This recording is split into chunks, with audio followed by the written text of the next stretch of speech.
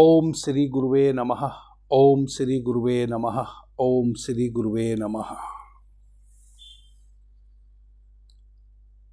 The dark light channel पर आप सभी मित्रों का आज की चर्चा में मैं स्वागत करता हूं। आदरणीय मित्रों, 18 जनवरी को मौनी अमावस्या की तिथि पड़ रही है। वर्ष की पहली अमावस्या है और मौनी अमावस्या का हमारे शास्त्रों में बड़ा उल्लेख है। यह बड़ा पवित्र दिन माना जाता है। आज के दिन आप एक छोटा सा टोटका कर सकते हैं श्रीफल से, यानी कि नारियल से।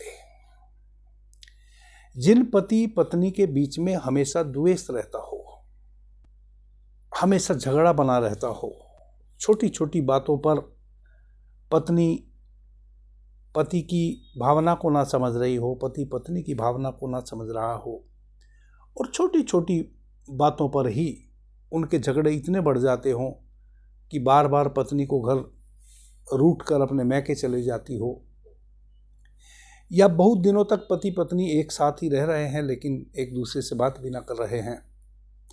ऐसा अक्सर देखने, सुनने, जानने को मिलता है। उस प्रकार के झगड़े के पीछे यूं तो अनेकों कारण हो सकते हैं, परंतु एक बड़ा कारण देवीय भी है। कितना भी हम लगन मुहूर्त कुछ भी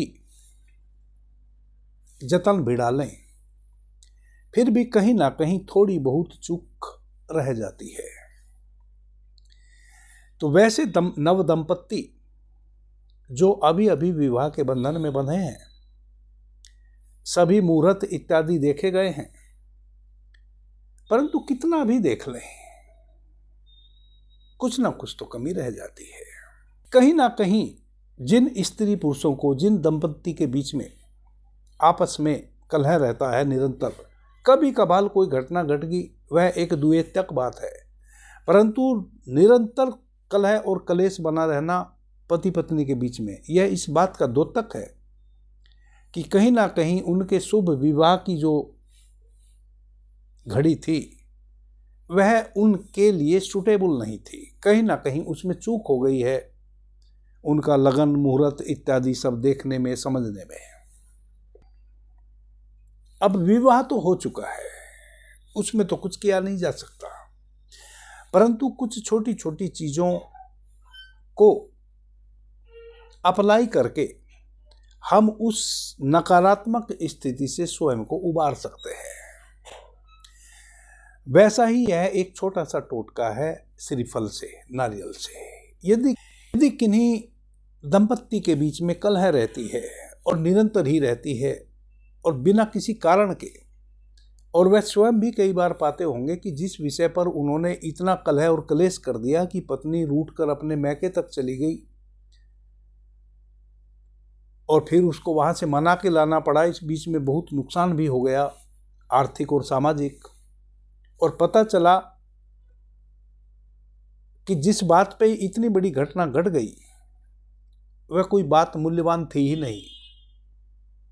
लेकिन वह तो बाद में पता चला, जब बहुत कुछ नुकसान हो चुका, जब सुलह हो गई, तब जब मस्तिष्क शांत हुआ, तब पता चला। तो वैसे नवदंपतियों के लिए यह छोटा सा टोटका बहुत ही मूल्यवान है। क्या करें? मौनी अमावस्या के दिन सही संध्या में सूर्यास्त के बाद आप एकांक्षी नारियल खरीद के लाएं जिसमें केवल 2 आंखें हों।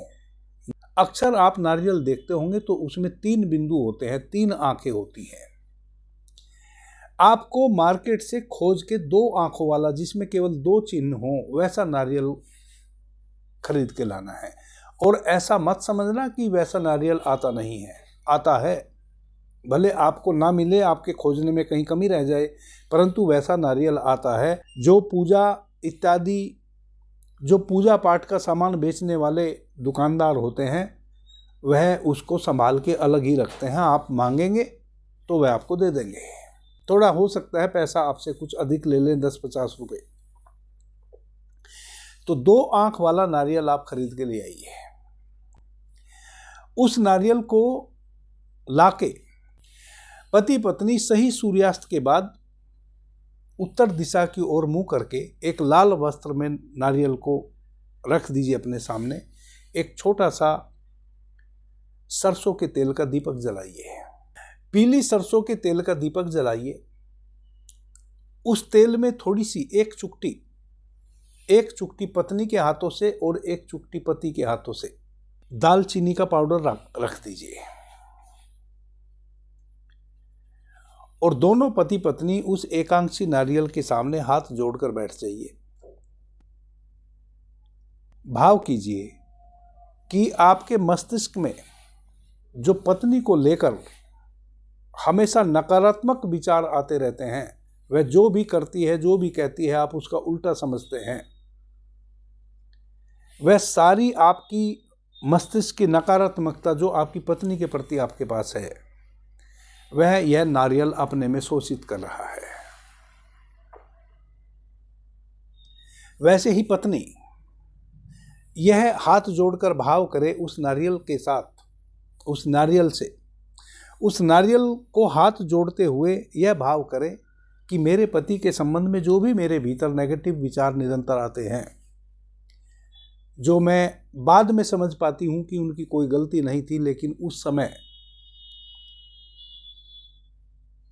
जब वह कोई बात मुझे कहते हैं या समझाने का प्रयास करते हैं तो मुझे लगता है कि वह नकारात्मक बात कह रहे हैं, गलत बात कह रहे हैं। वह जो उनके प्रति नकारात्मकता मेरे भीतर है, मैं उनकी सभी बातों को उल्टा ही समझ जाती हूँ। वह मेरे मस्तिष्क की सारी नकारात्मकता यह नारियल अपने में ऑब्जर्व कर रहा है। इस प्रकार से आप 13 श्वास लीजिए। श्वास को लीजिए, भीतर रोकिए या भाव कीजिए और फिर धीमी गति से श्वास को बाहर छोड़ दीजिए। फिर वापस श्वास लीजिए, श्वास को रोकिए और यह भाव कीजिए कि मेरे मस्तिष्क में पत्नी के प्रति जो नकारात्मकता है या पति के प्रति जो नकारात्मकता है, वह मैं आज इस नारियल को डोनेट कर रही हूँ और यह जो सरसों के तेल का दीपक जल रहा है, इसमें अपनी उस नकारात्मक ऊर्जा को प्रवाहित कर रही हूँ। 13 श्वास लीजिए, श्वास को भीतर रोकिए या भाव कीजिए। जब लगे कि अब श्वास रोक नहीं सकते, तब श्वास को धीमी गति से बाहर छोड़िए। फिर श्वास को वापस भीतर लीजिए। फिर इस भाव को कीजिए कि मैं अपनी नकारात्मकता सारी इस दीपक में प्रवाहित कर रही हूँ। यह सरसों के तेल का दीपक मेरी पति के प्रति जो मेरे मस्तिष्क में नकारात्मकता है, उसको अपने में शोषित कर रहा है, जला के नाश कर दे रहा है। इस प्रकार से 13 श्वासों के साथ आप इस भाव को करके और उस दीपक को दोनों पति पत्नी एक साथ फूंक मार के बुझा दीजिए। अब बुझे हुए दीपक को और नारियल को उस जिस लाल वस्त्र पे आपने रखा है उसी में लपेट के तो किसी तालाब में या किसी बहते हुए जल में प्रवाहित कर दीजिए।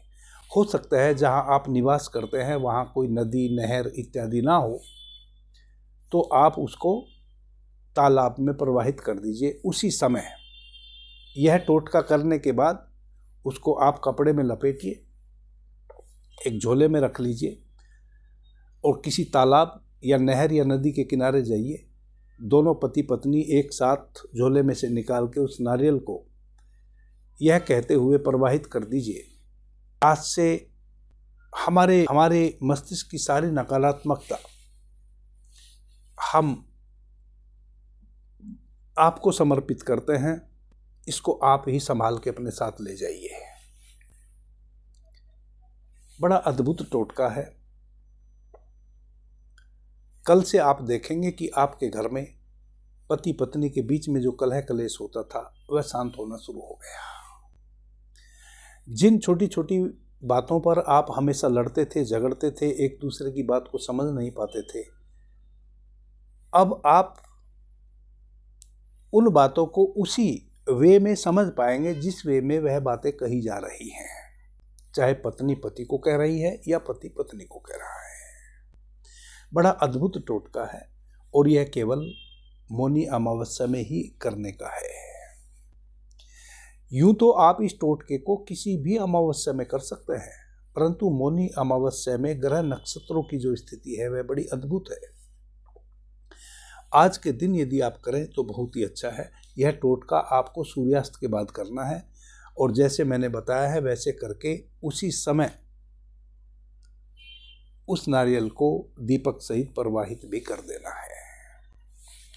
अभी के लिए इतना ही। आपने मुझे ध्यान से प्रेम से सुना, उससे मैं बहुत अनुग्रहित हूँ। सभी मित्रों को मेरा प्रणाम, धन्यवाद। जय श्री राम।